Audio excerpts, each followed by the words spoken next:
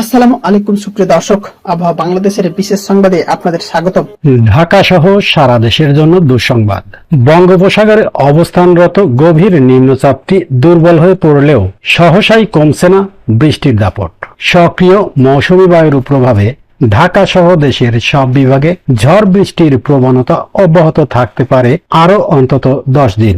এমনকি এ সময়ে বজ্রসহ ভারী বৃষ্টিপাতও হতে পারে দেশের অনেক জায়গায়। 31 জুলাই শুক্রবার আবহাওয়াবিদ এ.কে.এম. নাজমুল হক স্বাক্ষরিত পূর্বাভাস সংক্রান্ত এক বিজ্ঞপ্তিতে এমন তথ্য জানিয়েছে আবহাওয়া অধিদপ্তর। বিজ্ঞপ্তি অনুযায়ী বঙ্গোপসাগরের পশ্চিম মধ্য 36 গড় ও তৎসংলগ্ন এলাকায় অবস্থানরত গভীর নিম্নচাপটি দুর্বল হয়ে নিম্নচাপে পরিণত হয়েছে।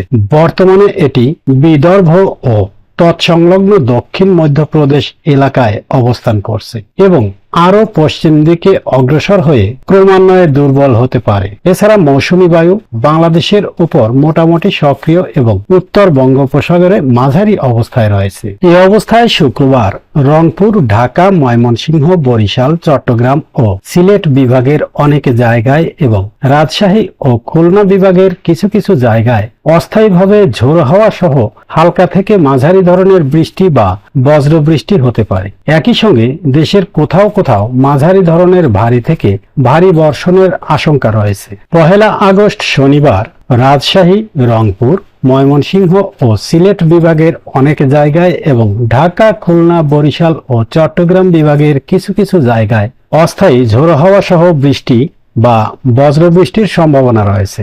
এছাড়া মাঝারি ধরনের ভারী থেকে ভারী বর্ষণ হতে পারে দেশের কোথাও কোথাও। এদিন দিনের তাপমাত্রা প্রায় অপরিবর্তিত থাকলেও রাতের তাপমাত্রা সামান্য বাড়তে পারে।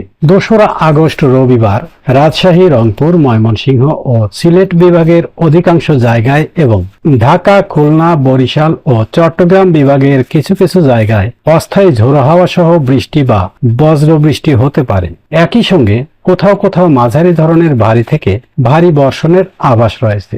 দিন ও রাতের তাপমাত্রা প্রায় অপরিবর্তিত থাকতে পারে এদিন।